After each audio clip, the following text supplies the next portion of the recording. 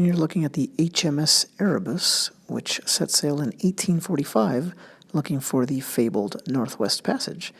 It ended up becoming fabled in itself because it sunk, as you can see here.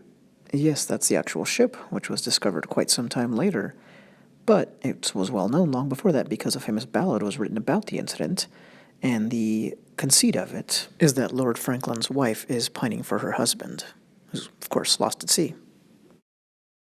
Very typical fodder for an old school ballad, right? And it's also typical for Dylan to take something like this, internalize it, and then write a song.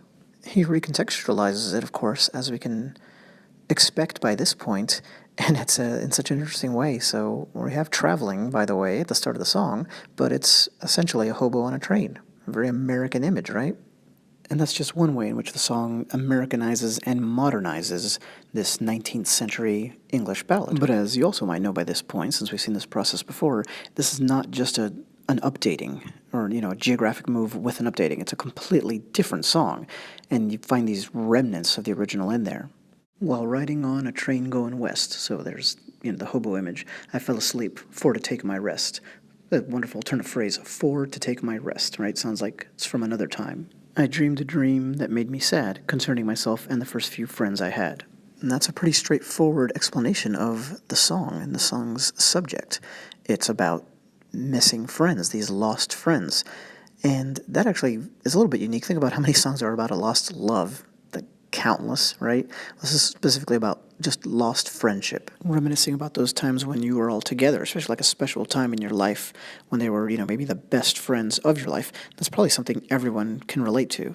As is so often the case with Dylan's songs, it takes place in this kind of imprecise but understood American era. So we had the hobo, which obviously puts it in kind of a, early 20, maybe mid 20th century time frame, but here we get kind of these pastoral images as well by the old wooden stove, and nice little use there of sound, right? It's not just a wooden stove, by the wooden stove. That would have worked. By the old wooden stove. And you're probably wondering what those red lines are for. Notice all the lines in the middle of the song have this kind of break in the middle themselves. It's always this two-part thing.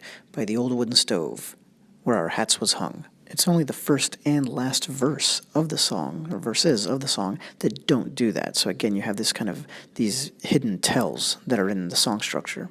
And that there is the third verse, by the way. There's 7 verses in the song. I'm not going to show everyone. In the second verse, he talks about the room, where he and his friends spent so much time and they weathered many a storm. So it calls up this kind of image to me. Now, it doesn't have to be. A lot of people have associated those lyrics specifically with his, beginnings in Greenwich Village, and it probably did have to do with that.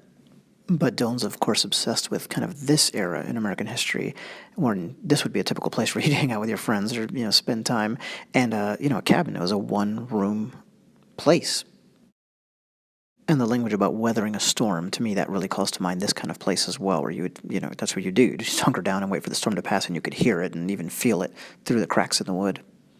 Here's a couplet from a different verse. With haunted hearts through the heat and cold, we never thought we could ever get old. So heat and cold, again, the elements being a factor.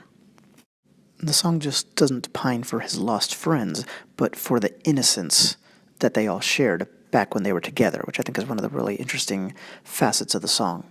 And the irony is part of that innocence was not realizing that they would one day be split apart. They're having so much fun together, and it just felt like it would always be that way. We thought we could sit forever in fun, being an example, but let's look at the couplet here at the end of this verse. And our choices were few, and the thought never hit, that the one road we traveled would ever shatter and split. I love that second line, by the way. It's my favorite line in the song. And you have that recurrence of the traveling theme. Remember, we started off, our narrator is sitting on a train, and the travel is in contrast to the stationary location, the room. And he mentions the room again in the final verse, where he and his friends used to be together. And here it is again. And many a road taken by many a friend, and each one I've never seen again. The language in the song is sparse and purposefully so, but one of the tricks he employs that I think works really well is this duality. There's a lot of kind of bookends, black and white, wrong, right, heat and cold, laughing and singing, shattered and split, lost and won, past and gone. And the past is gone, and that's what the song is about in a way. One other lyrical flourish I'd like to point out, we talked about the line, Where we together weathered many a storm. I love that one. And notice we together weathered. If you take we and together and put them together, you'd get a word like weathered. Phonetically, and that's something we've seen throughout his songwriting. So here's the final stanza. And as we've seen with other songs, there's no bridge, there's no overt indication that the song's ending. The rhythm is continuing, but you should be able to tell that it is ending. I wish, I wish, I wish in vain. That doesn't have that two-part structure that the lines in all the middle verses had. And this is more art than science. It has a middle. You could force one in there, but it just doesn't feel the same as the others did. I wish in vain that we could sit simply in that room again. Sit simply. I wish that we could sit in that room again. That would be a perfectly fine line. Sit simply. Right, just rolls better. And it's fitting that the song ends with a part that directly ties to the original English ballad, $10,000 at the drop of a hat. I'd give it all gladly if our lives could be like that.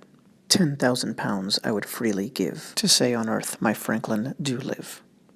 And we're at the end of the song. It's an excellent one. Dylan may have never actually lived in a cabin like that on the frontier with friends that he would then never see again and think about as he was riding the rails later in life. But the amazing thing is, of course, he can make you feel like all of that is absolutely true. Bob Dylan's Dream, a ballad of lost friendship instead of lost romantic love. Thanks.